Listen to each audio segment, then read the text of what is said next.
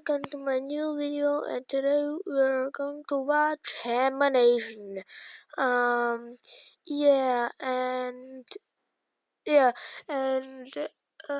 This is a animation of Hamination. You can hear the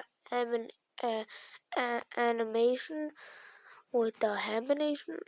It's close, but yeah.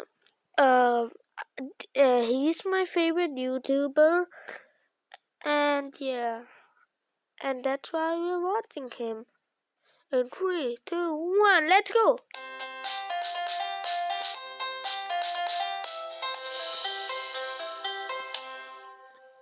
Hi, welcome to Bryson's cooking show. Today we are cooking cereal. First add cereal, then... But Bryson, what if I like pouring the milk first? You can't. As I was saying, first add cereal, then milk, and voila, we've got cereal. What? Wait, Why is the fire? The gates of hell open wide to receive No. thy soul. Now submit thyself to unending torment. The devil is there. No, please, I'm a good boy. You lie. Oh no.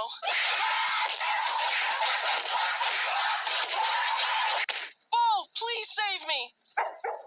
You didn't give me enough treats. Ooh. Do intros. Bryson, Do and I once started a intros grease now. fire in my house. And believe it or not, this is not the first fire that the Haminations family has endured. Let me start at the beginning.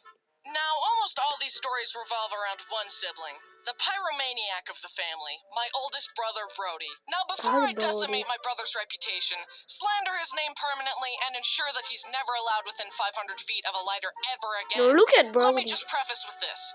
I love you, Brody. Our journey begins when Brody was 3 years old. I remember it like it was yesterday. Except I wasn't even born yet. My family was visiting our grandparents and uncles, and my Uncle Mark decided to have some bonding time with Brody. It remains a mystery to this day what Uncle Mark was thinking, but he decided to teach Brody how to use a lighter and how to lock doors. Okay. 2 essential skills for any 3-year-old, Pooping pants? obviously. In one fell swoop, this knowledge transformed Brody from a harmless toddler to a dangerous fire hazard capable of burning the house down. Brody put his knowledge to use immediately. He locked himself in Grandma's room, hid under the bed, and started melting the wax under there. The bottom of the bed began to burn, and the wax started melting down onto the carpet. The family smelled the smoke and ran around the house looking for Brody. Oh my God! Okay, it's happening! Everybody stay calm! What's the procedure, everyone? What's the procedure? Stay calm! But the door was locked. When they finally got in, they saw Brody with a lighter in hand, standing next to a burning bed. They put the fire out quickly as Brody watched. Even though I wasn't there, I can imagine Brody grinning to himself, because born inside him at that moment was a flame that would never go out. This was the beginning of a lifetime of pyromania. My parents were rightfully mad at Uncle Mark, and years later they got back at him. Uncle Mark's son was very young, and my parents were visiting. Hey, little guy, come here. I'm going to teach you how to use a lighter. No! No! No! Skip it up and down up. Does your family have a pyromaniac, or are you normal? What? My main goal is to blow up. The next incident happened 1 year later. Brody was 4, and I remember it like it was yesterday. Except I was still not born yet. Mom was outside the house talking to a friend, and Brody was inside unattended. He decided that he wanted a hot dog. Okay. He had seen our parents use the microwave before and thought, oh, I just need to put it in the microwave, hit a couple buttons, and hit start. So that's exactly what he did. An hour? He unknowingly set it to over an hour. A while later, Mom's friend noticed smoke coming out of the windows in the house. Mom ran inside in a panic and found Brody with his hot dog. I tried to make a hot dog, but all I got was a piece of poop. The hot dog was reduced to a flaming carbon crisp. Wait. And that's how then the I next didn't year, mean when that. Brody was 5, I he got didn't mean that. So I didn't mean to press pause on the video. So on this video, I wanted to pause and say, if you're young, if you're like 5, 6, 7, 8, okay, 8, you can use it, but you should always ask your mom that you can eat something, or your brother, or your sister, or your big sister, or your big brother. And yeah, you should always ask them. Then yeah, then the house will not burn down maybe. So yeah, maybe you will set it like an hour, like Brody did. So yeah, let's watch. Glasses. This time I remember it clearly. So you were Except born. I still Oh hadn't no, been born you yet. were. Once again, he was left unattended in the kitchen. Brody found a lighter, sat on the counter, and began lighting it over and over. You know, for entertainment. Then he thought, I wonder if my glasses are fireproof. He No. slowly began to raise the No, lighter don't closer and closer to his Bro. face. And the lens cracked. Mom? What was that noise? Did you break your glasses? Yes. And that's just the tip of the iceberg, or fireberg. Brody in his teenage and adult life has regularly set paper towels on fire on the counter, started fires outside for no reason, and put tinfoil in the microwave. I'm not even joking. Hey Brody, what are you cooking? And when Brody was 6, he had to be held on a leash whenever he would go out.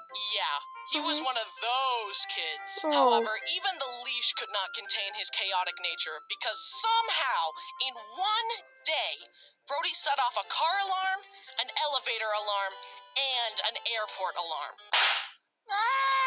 If you haven't figured it out yet, let me just spell it out for you. Brody was a menace to society. He's still a menace, but his wife keeps him in check.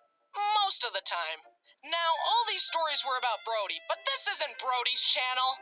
Now it's time to talk about how I started a fire. But at least it was an accident, unlike Brody, who set stuff on fire on purpose. Also, all Brody's stories happened when I was just an unborn soul vibing in the quantum abyss. I kinda miss it. Anyway, on to my grease fire story. At this point, I had finally been born, and I was about to start a family recipe with my roommate Dallin. The chicken was defrosting, and it was almost ready. So I put some oil in a pot and set the stove on low to heat up and be ready for the chicken. At least I thought I did, but I accidentally put the heat on maximum overdrive. No. Then I got distracted talking to Dallin and forgot all about the chicken. After a while, the room suddenly started filling with smoke. I wonder what that could be. We looked and saw a plume of smoke coming from the pot. As I ran over to try and fix my horrible mistake, the smoke caught fire and blazed forth an eerie orange glow. Oh my God. I saw into hell in that moment, and the face of Satan stared back at me. Then, for an excruciating couple seconds, I sat there frozen, wondering what to do. Have you heard the term fight or flight? Well, there's actually a third option, freeze. And my brain chose freeze. Dallin saw that I was paralyzed and quickly jumped into action. He grabbed a bowl and carefully covered the pot and extinguished the flame. I was so embarrassed that my big, strong roommate had to save me. I very gingerly helped get rid of the smoke by opening the windows. I cooled and cleaned the pot and very carefully finished the recipe. So good and tasty. I also apologized profusely to Dallin, who insisted that it wasn't a big deal. I honestly can't properly explain how embarrassed and ashamed I was. I was just trying to be an adult and make a meal, and I almost burned my house down. But I learned a valuable lesson.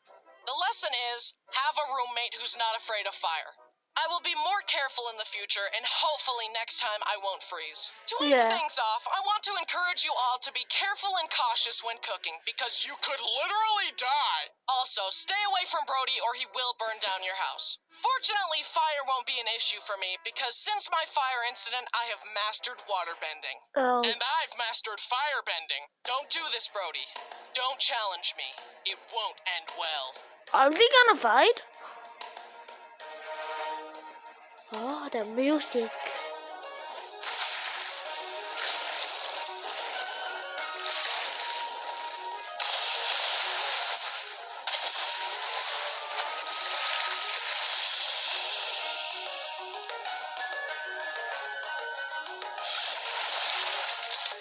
Nice. Oh.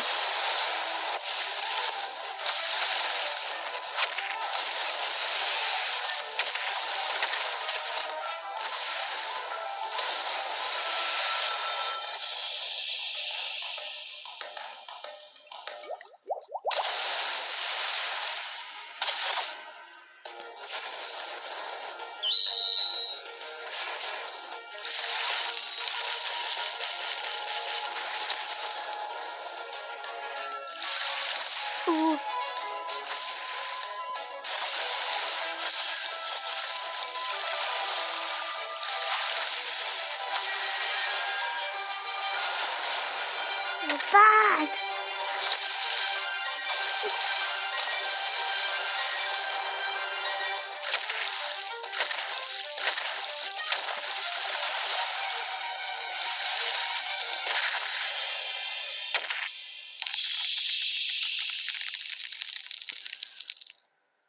I'm sparing you, brother.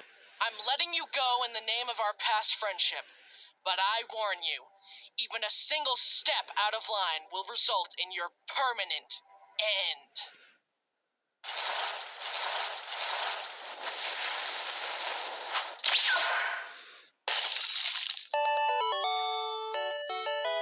Whatever, this game sucks anyway. You're just mad because you lost. Maybe, but at least my house isn't on fire. Hi, thanks for watching. Wasn't that fight scene amazing? My team did a fantastic job animating it. Yeah, Thanks to the fight Rushlight scene and was Vader and amazing. Aroa for storyboarding it, and thanks to my brother Brody for making the music for the fight. His wife Brody played the flute did for it? it as well. Links for them and the rest of my amazing team are down below. If you want to support me and the team to keep making these videos, please consider supporting me on Patreon. Link below. Okay. Also, I had a blast at VidCon. Thanks to VidCon? everyone who came up and said hi at my meet and greets and came to my panels. It was a blast. Your support puts me in this position, and it's a dream come true, so thank you so much. I really appreciate your guys' love and support. Thanks for everything, and goodbye forever. Why forever? Yeah, that's it, guys. Hope you enjoyed the video, and leave a like, leave a subscribe, and like the video, and comment. I can speak English. Yeah. But comment something nice, and maybe I will subscribe to you if you comment something nice. Hope you have a nice day, and goodbye. And also one thing, I'm making a meat angry. Just kidding. I can't make that. I can't. Sorry.